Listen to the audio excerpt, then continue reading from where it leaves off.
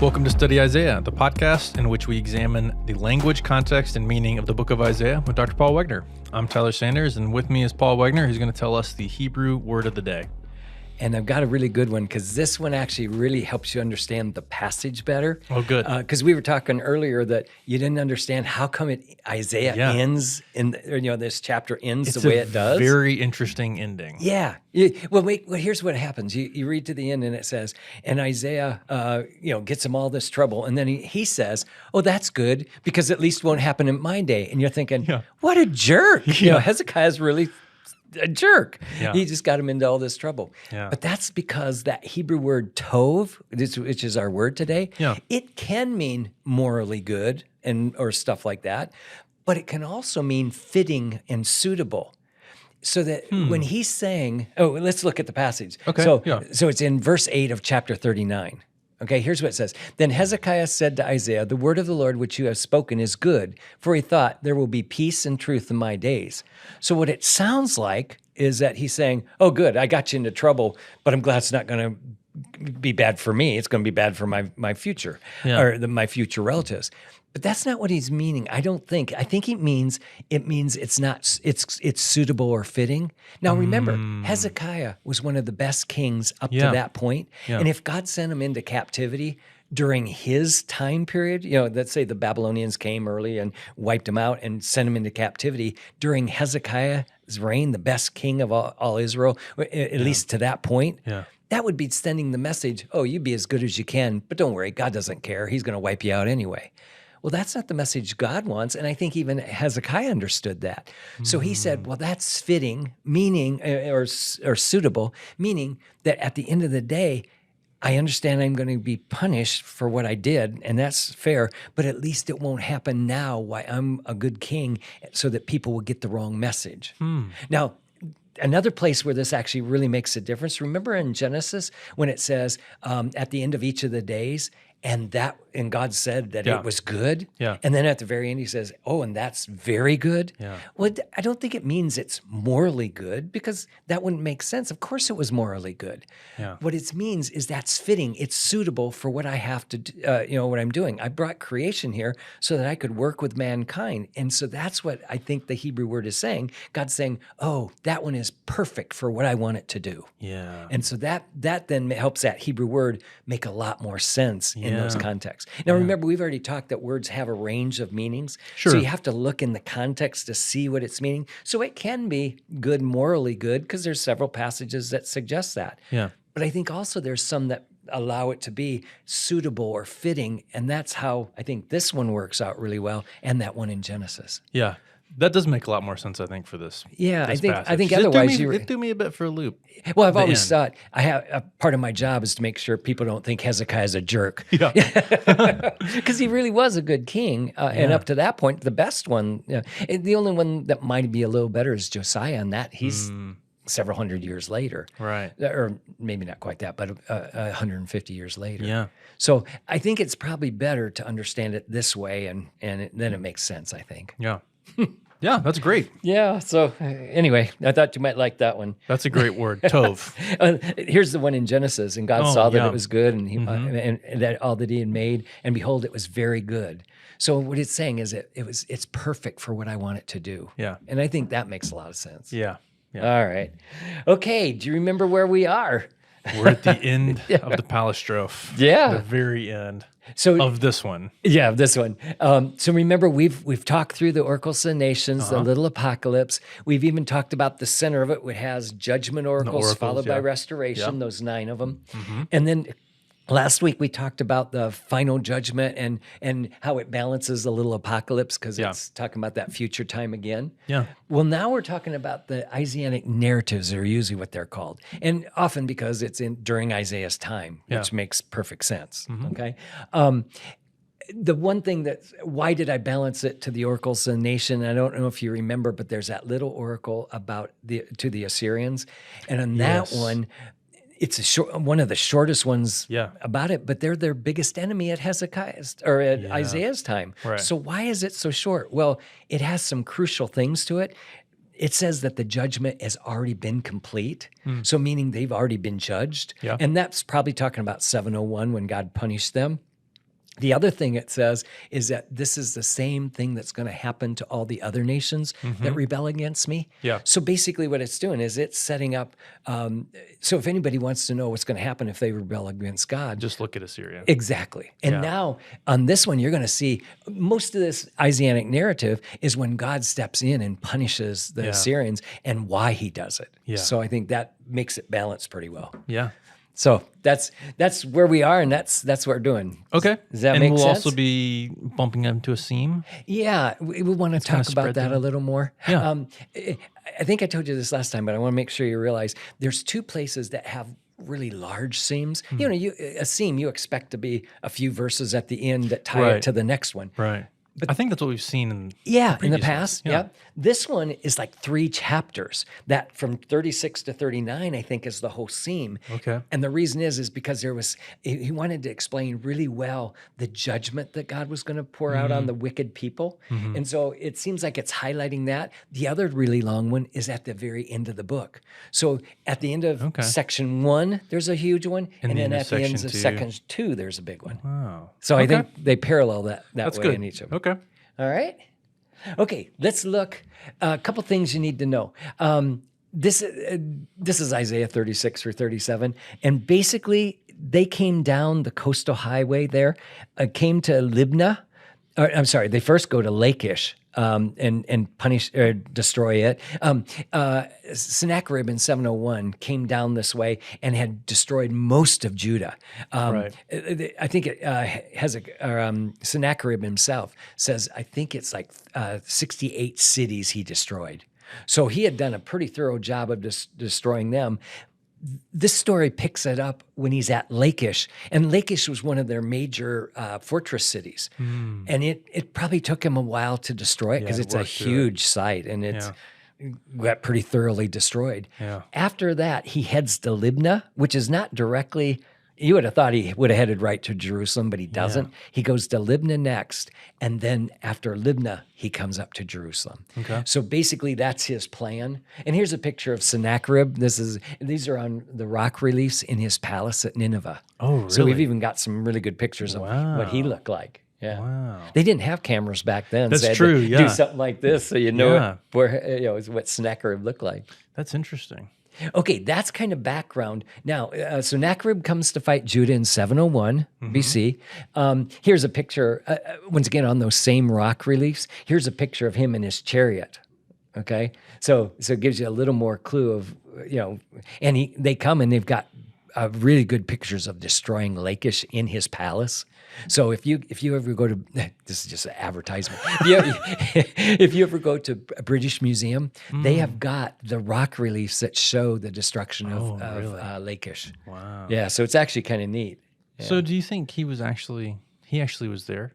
Yeah, it sounds like he was, because in our story here, it has him coming. He sends Reb Shekah off. Then he comes back. And they talk back. Yeah. So he obviously was at.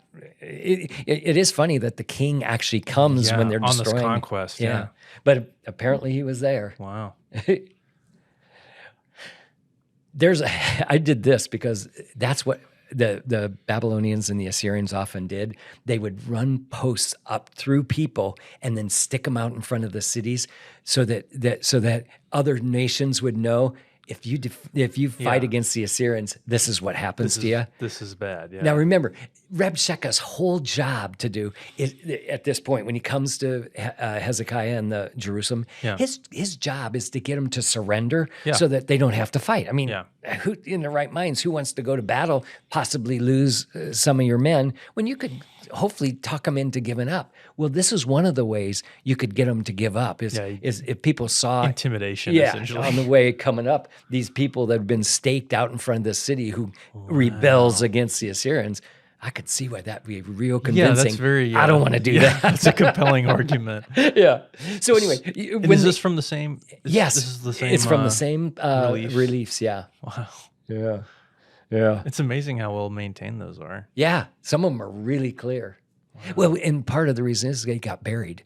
So when the Nineveh was destroyed, it actually all that fell in, and so they were been pretty well protected all these years in the time period. Yeah. Okay, so let's go to chapter 36. And in the first verse says, now in the 14th year of King Hezekiah. So that's actually going to help us know when this occurred. That'll put it right at 701. Okay. Okay. Sennacherib, king of Assyria, came up against all the fortified cities of Judah and seized them. Now, if you just stop there, that's pretty much just a summary. Isaiah is really good of giving one verse summaries. Yeah. He did the same thing in chapter 7. Yeah. One verse tells you what's going to happen, and then he goes into detail. Unpack it. Yeah. But basically, this is the situation. Yeah. Exactly.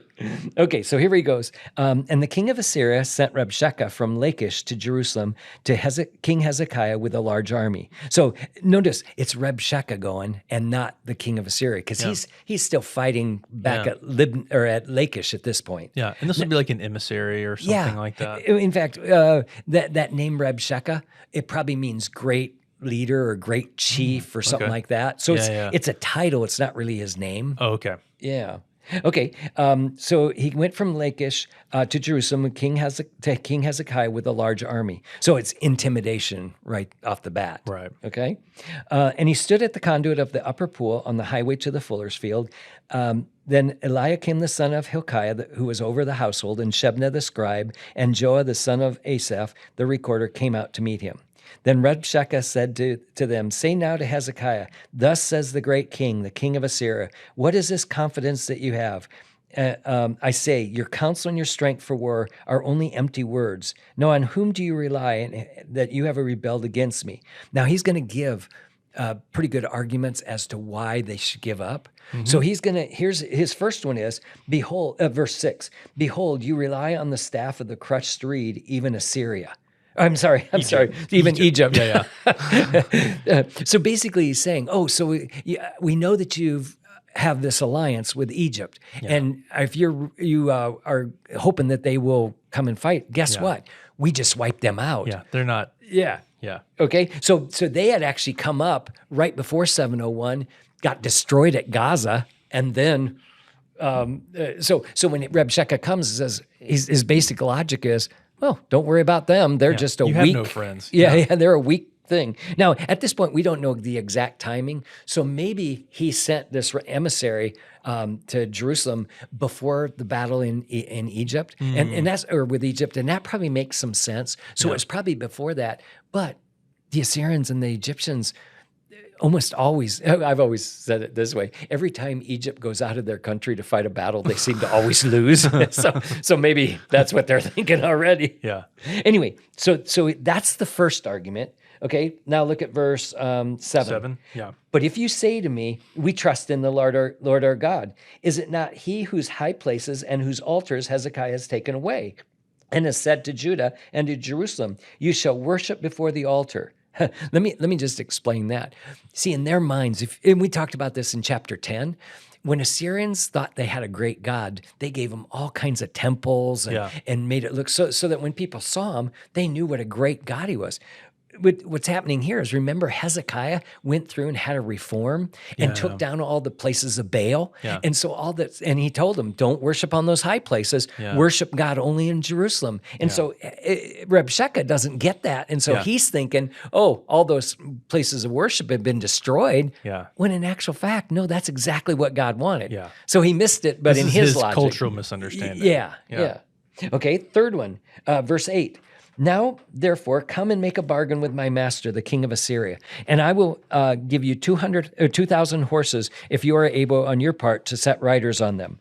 Now, that's mockery, right? I mean, he's doing that. Yeah, that's kind of what I thought. He's kind of like, look, you just talked to us. We'll even give you the weapons. So, to make this a decent battle. Yeah. If you can find enough people to man it. Now, it's not quite like that, because if you think about it, cavalries it takes quite a bit of training to be able to fight on a horse. They probably mean, these people can probably ride horses, so it's not that. But they're saying, I'll give you 2,000 horses if you can find people to ride on them, meaning trained ones that actually can do something on those horses. Yeah. So it makes it a little more logical than when he says that. Yeah. Okay. How then can you repulse one official of the least of my master's servants, and rely on Egypt for chariots and for horsemen? And now here's the fourth reason. Now, have I now come up without the Lord's approval against this land to destroy it? The Lord said to me, go up against this land and destroy it. See, so he's making a claim that this is like providential, essentially. Yeah. Now, let me give you some background to that.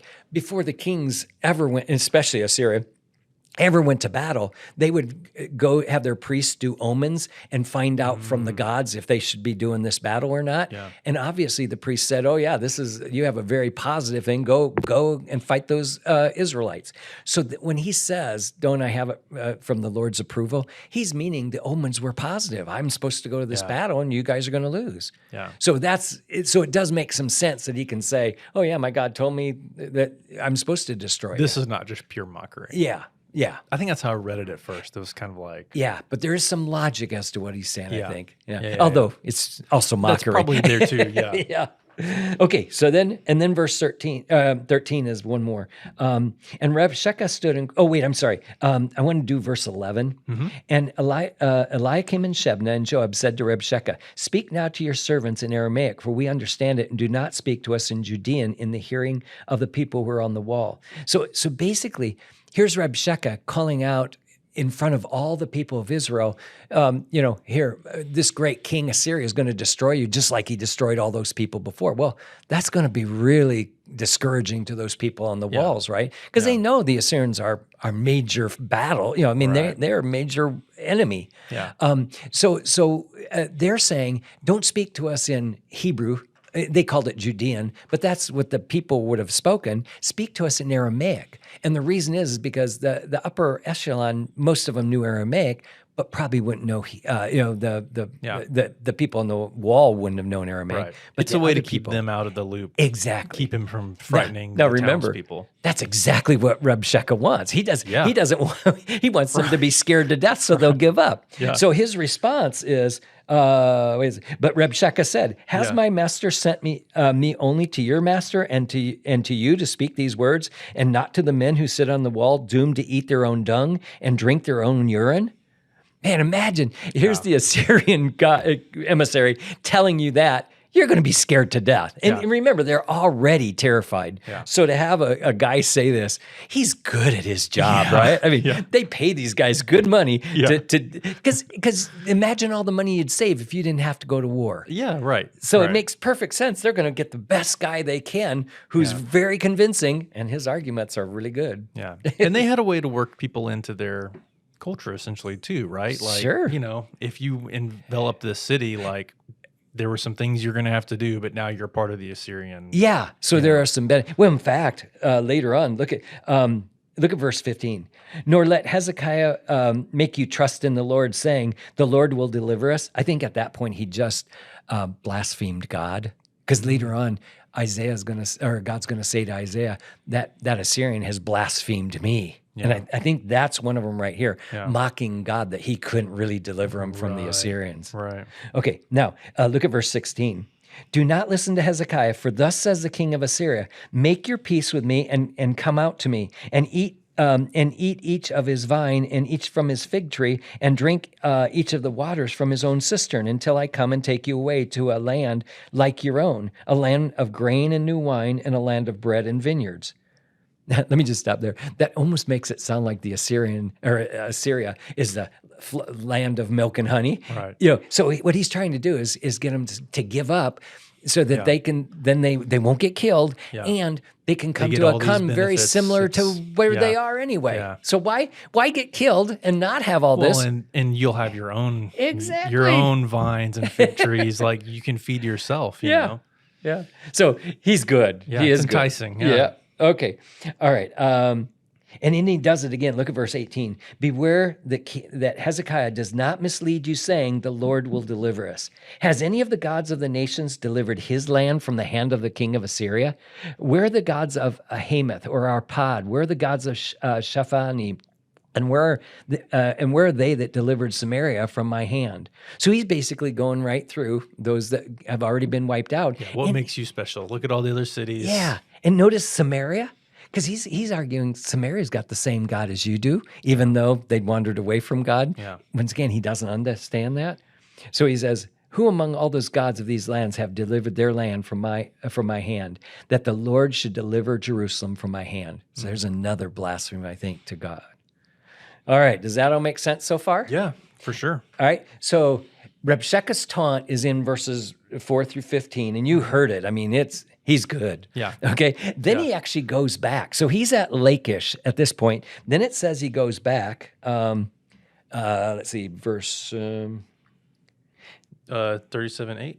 Oh, yeah. Okay. So 37:8 says, Rabshakeh returned and found the king of Assyria fighting against Libnah.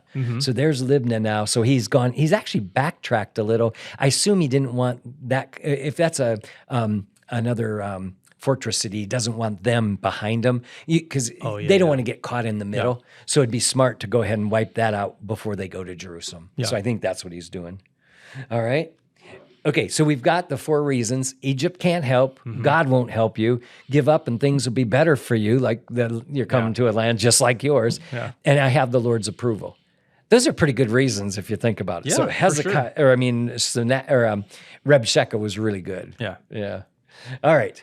Now, okay, so we just talked about that. If they give up, they got this land.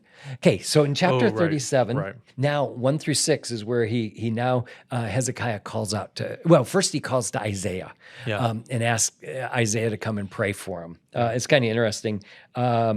I'll start at verse 1. Then King Hezekiah heard it. He tore his robes and covered himself with sackcloth and entered the house of the Lord. Then he sent Eliakim, who was over the household, with Shebna the scribe and the elders of the priests, covered with sackcloth, to Isaiah the prophet, the son of Amos. Okay, and so there's going to call, and then look at the verse 4. Perhaps the Lord your God will hear the words of Rabshakeh, whom his master, the king of Assyria, has sent to reproach the living God, and will rebuke the words which the Lord your God has heard. Therefore, offer a prayer for the remnant is left.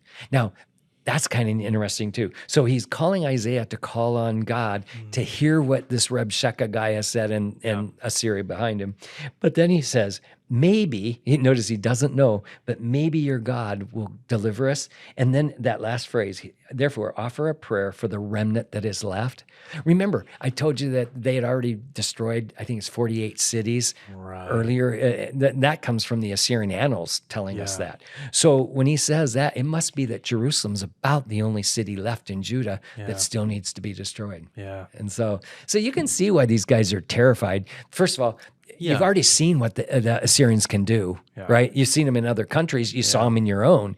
Then you have this guy coming and taunting you, telling Egypt can't help you, and I'll even give you some horses if you guys can put people on it to fight us.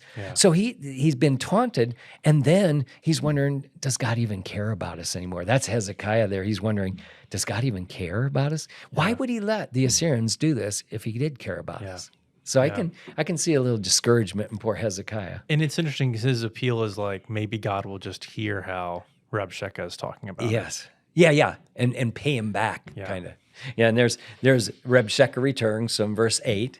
It's interesting, he comes back, and he says almost the same thing the second time. So it's not that he has any more arguments, because the first ones were pretty good. I think he added in new countries. Maybe. Yeah, that's right. So it gives a little more detail. I didn't have enough time to list these others. So then Hezekiah goes to God. We saw that in verse 1, but then now remember, he goes into the temple, but then calls for Isaiah.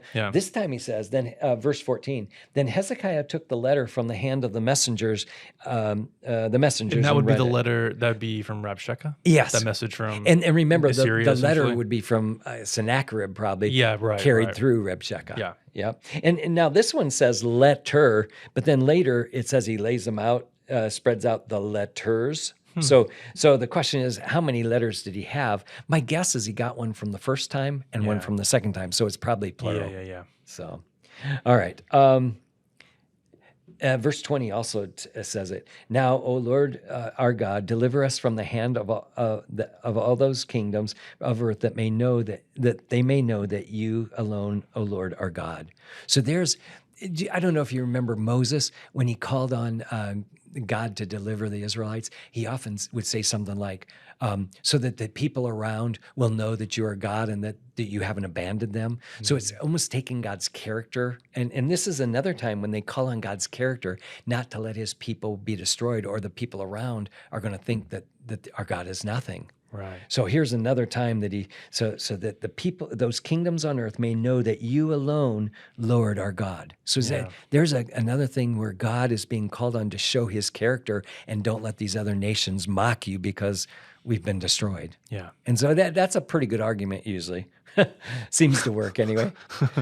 God's response then is in verses 21 through 24.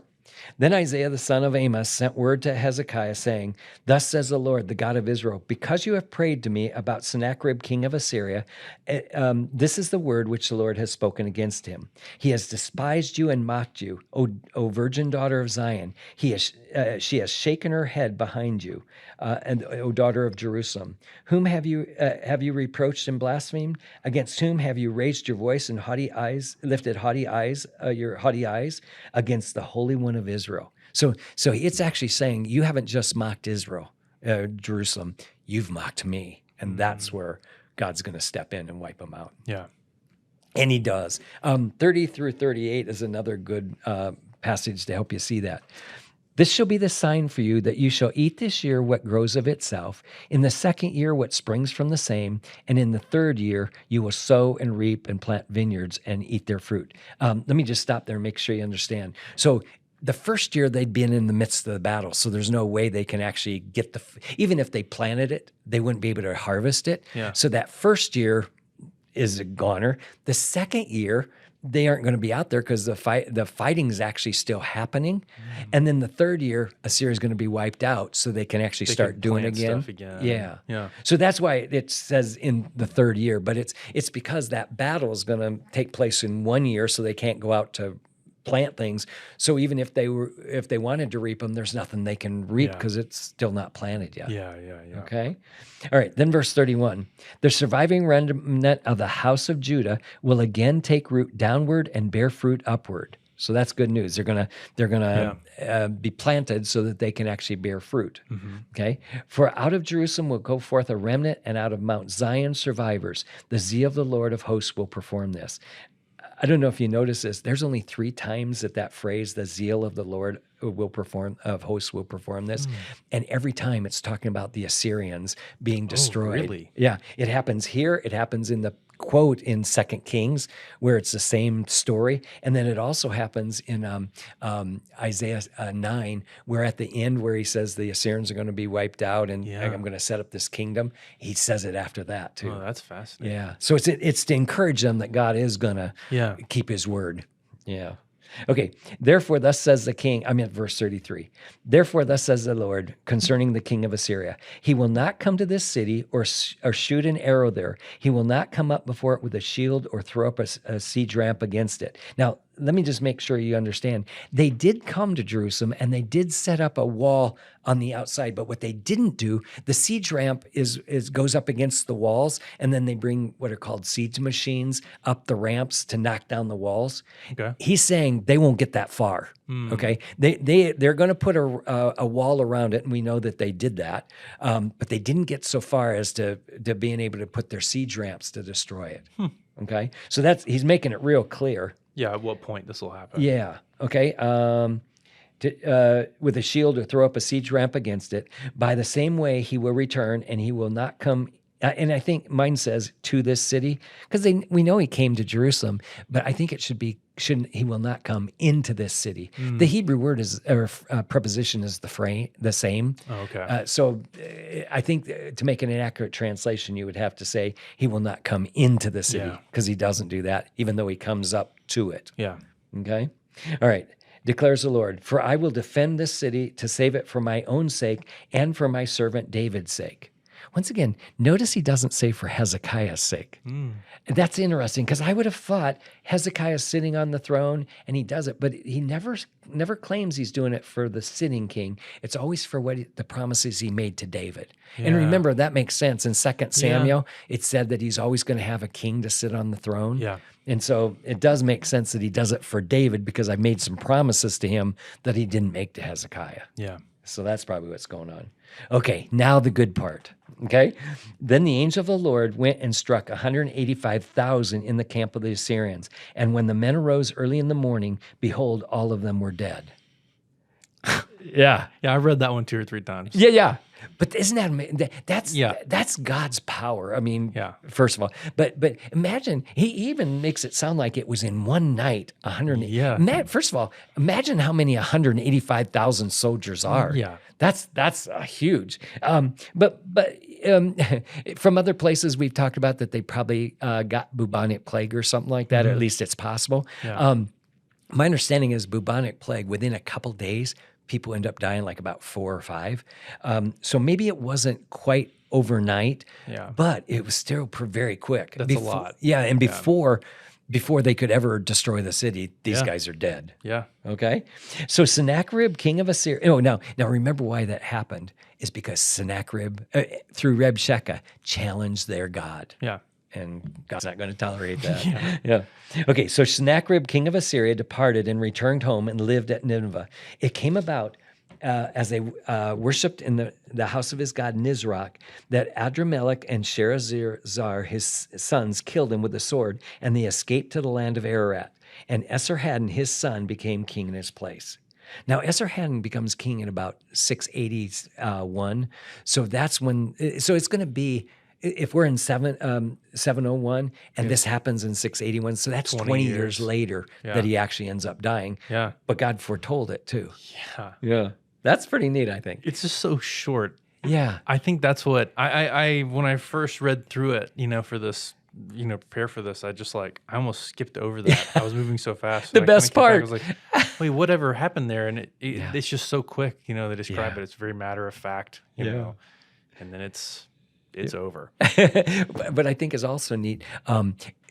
There's been real debate as to whether this is accurate or not, because you read the Assyrian records and they don't mention this. They emphasize the positive things. It talks about them taking money from Hezekiah. Talks about them taking lots of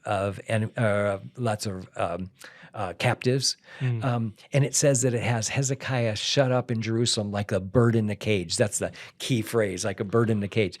All those 3 things are true. Yeah. But it wasn't from Jerusalem. They took money and stuff like that because Hezekiah gave them the money, right? Because the first time he comes and they're and instead of fighting him, Hezekiah says, "Here, I'll pay off the money." But then Sennacherib comes a second time, and that's not good enough. My understanding is that he knows that Hezekiah, that if he pays this money, and it says he pays a lot of money, and that he had to take all the gold off the temple doors and everything. So he pays him a lot of money, but he realizes that rascal will rebel again. Once I head back home, he's just going to rebel again. So I think he realizes I'm going to wipe him out, and then there won't be this problem again. Plus, he called on the Egyptians to come against us. So I think he's a little ticked. And he was a lot more flexible before he wiped out the Egyptians. So my understanding is that the first time he came, probably they hadn't destroyed the Egyptians yet, and so they were probably afraid that they may not win, so they better at least get as much money as they can. So that happened, but then when they beat them, my guess is they decided, why should I head home with just this money when I can take everything? Yeah. So I think that's what happened. Well, if you've destroyed Egypt or wiped them out, armies, go ahead and go after the allies too. I would think so. And then they won't rebel again. Yeah, right. Yeah. That worked horribly. Yeah, right. Okay, does that make sense? So we've just got through the first section of this. So it's the Isaianic narratives. The first part is Hezekiah having this battle with the Assyrians and God stepping in and stopping them. Okay. The next major part is going to be in chapter 8. There's this Hezekiah gets healed. Yeah. Now, let me read just a little of it, and you'll see it's got to be out of order. So look at this. In those days, so notice he's not saying, and after that battle, he's saying in about that same time period, Hezekiah became mortally ill. And Isaiah the prophet, the son of Amos, came to him and said to him, "Thus says the Lord, set your house in order, for you shall die and not live." And Hezekiah turned his face to the wall and prayed to the Lord and said, "Remember now, O Lord, I beseech you how I have walked before you in truth and with a whole heart and have done what is good in your sight." And Hezekiah wept bitterly. First of all, I just want to point out, how many of us could actually say that? Yeah. That means Hezekiah was a pretty good king, and he hadn't done major things that, I doubt all of us could be able to say that. Okay? All right, then verse 4. And the word of the Lord came to Isaiah saying, go and say to Hezekiah, thus says the Lord, the God of your father David, I have heard your prayer. I have seen your tears. Behold, I will add 15 years to your life. I will deliver you in this city from the hand of the king of Assyria, and I will defend this city.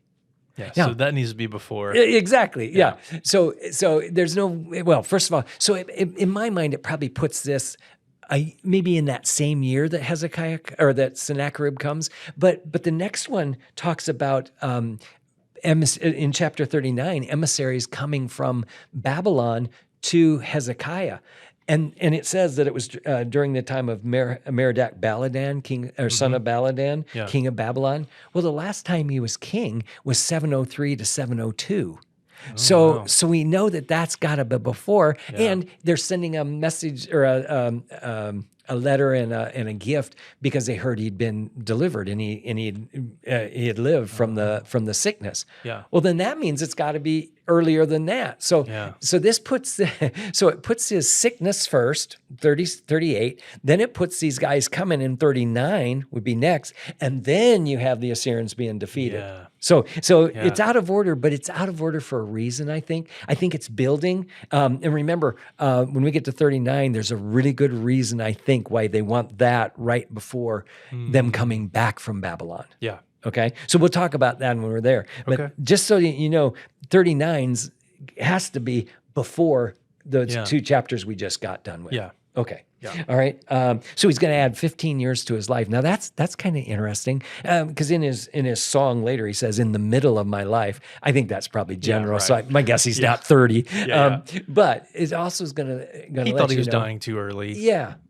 And God was really gracious. I mean, how many times have you said?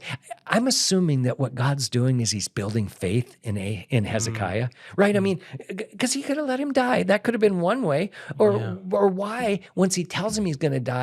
And then when he sends Isaiah back and says, tell him I'll give him 15 more years of life. Yeah. I think that's got to be, this God really hears. Now, remember, you already know that later he had to come to God to call on, talk to the Assyrians to have them be destroyed. Yeah. So that was a faith builder kind of thing, even before the Assyrians come. Yeah. I think what else is interesting, notice he says, I will defend this city from the Assyrians. Yeah. So Hezekiah, a couple years before it ever happens, should be encouraged to know that God's going to destroy the Assyrians. He's already told him that. Yeah. So in the context of saving his life. Yeah. So you'd think that'd help. Yeah. All right.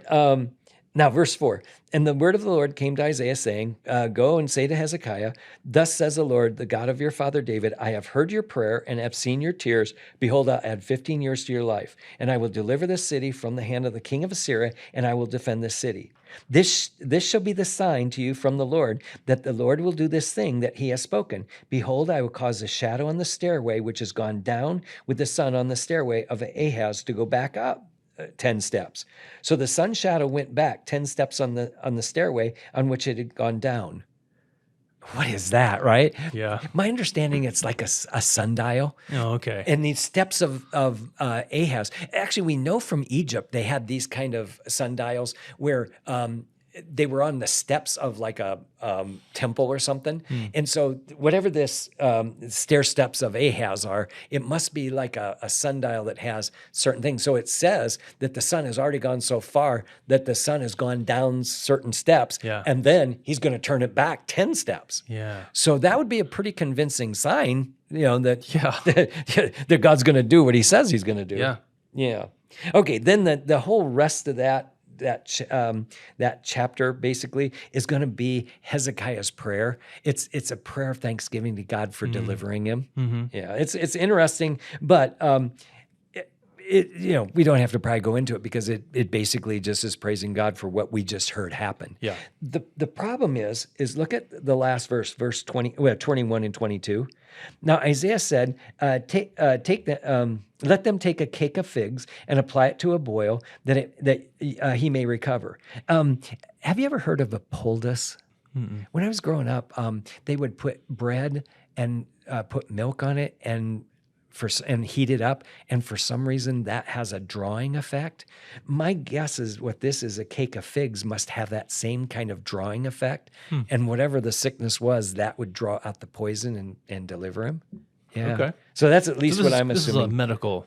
Yeah, right. Yeah. Not bad for back in the 800 Right, BC, or 700 BC. All right. Then Hezekiah said, "What is a sign that I shall go up to the house of the Lord?"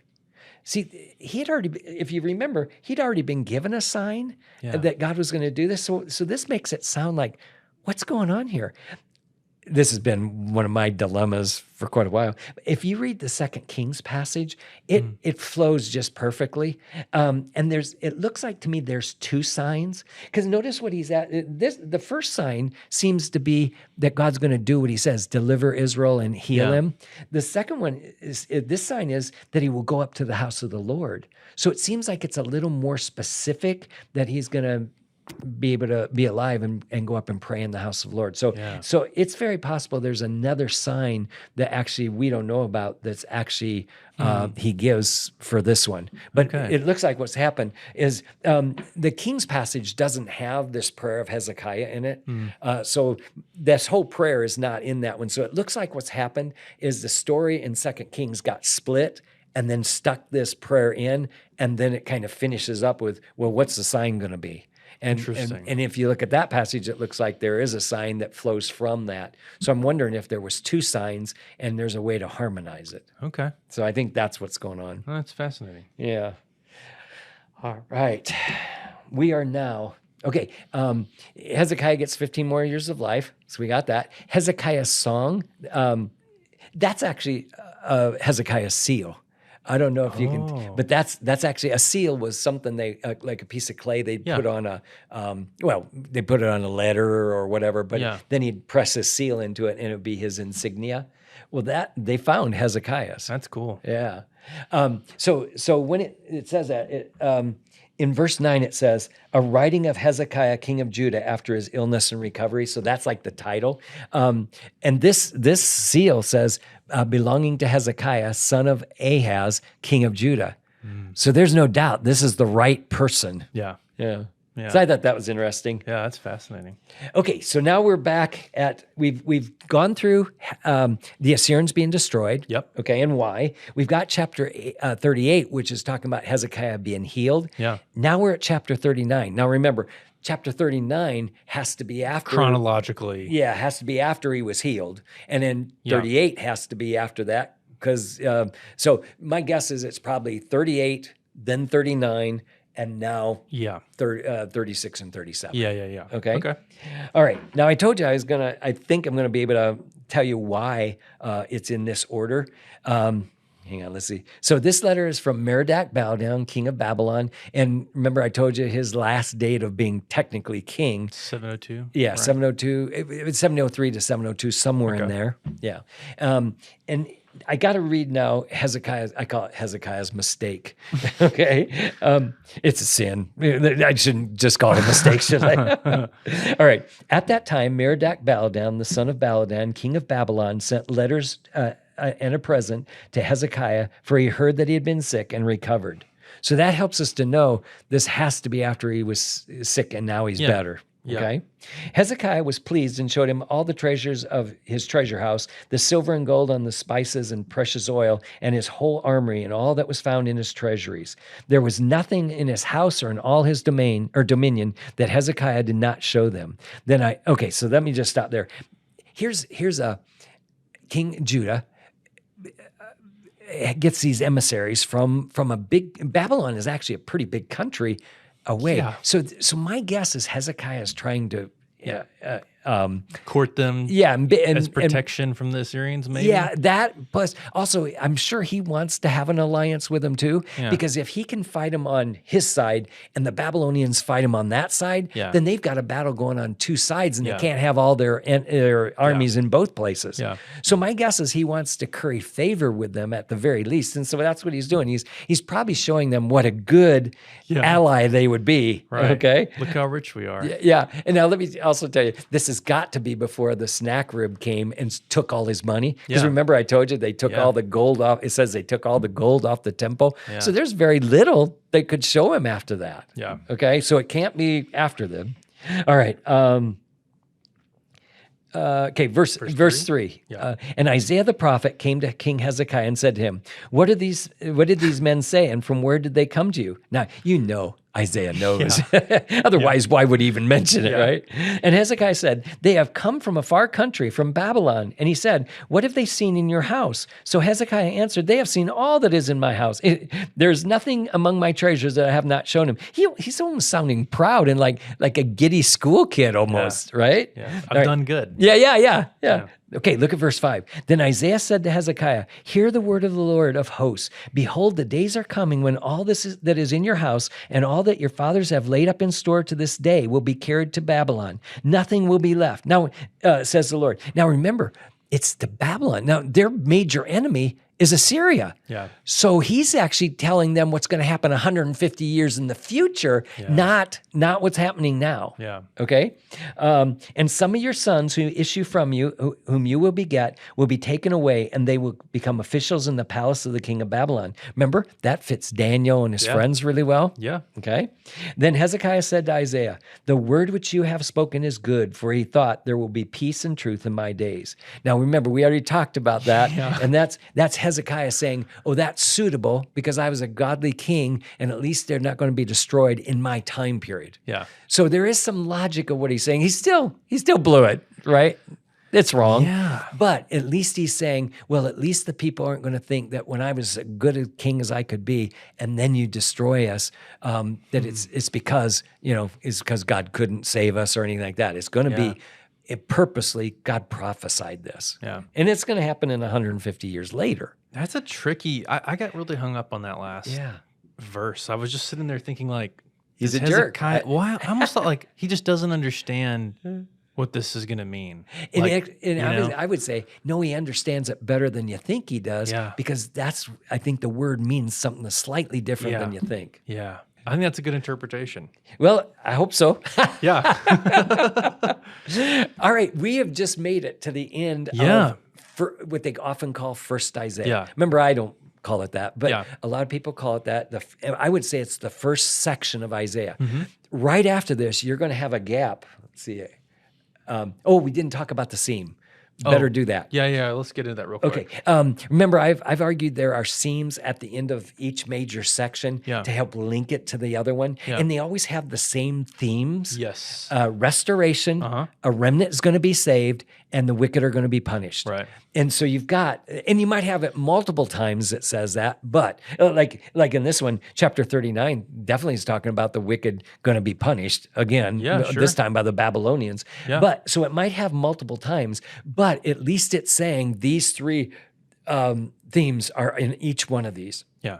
And it's the main argument for the whole book. I mean, all the way through the book, we've talked about that it had these ideas. Yeah. And that's an indicator for us that we're reaching the end of a section. But we're still connected into the next section. Now, let's make sure we understand. So what it just did is it made this connection with that in one of the, in the future, your children are going to be carried off into Babylon. Yeah. That's the only thing you hear about the Babylonian captivity. When chapter 40 picks up, he's bringing them back from the Babylonian captivity. Right. So I can see why liberal scholars, I shouldn't use that term, but liberal scholars will look at this and say, man, look at this. What good is it to hear about what God's going to do 150 years later when they're worried about what God's going to do for them right away, like deliver us from the Assyrians? Yeah. And my response to that is, well, God can tell us stuff that's going to happen in the future to maybe give us some hope or give us some correction. And, I could see where the Assyrian or the Israelites could get really discouraged, but now he's hearing, oh, don't worry. One of these days, even though you go into Babylonian captivity, one of these days you're coming back and you're going to be delivered.